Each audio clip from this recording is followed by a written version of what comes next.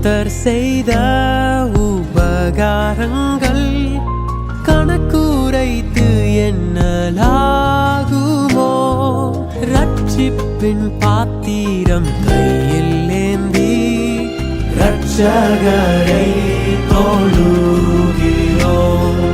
தேவா பிரசன்னம் தாருமே, தேடி உம் பாதம் தொழுகிறோம்.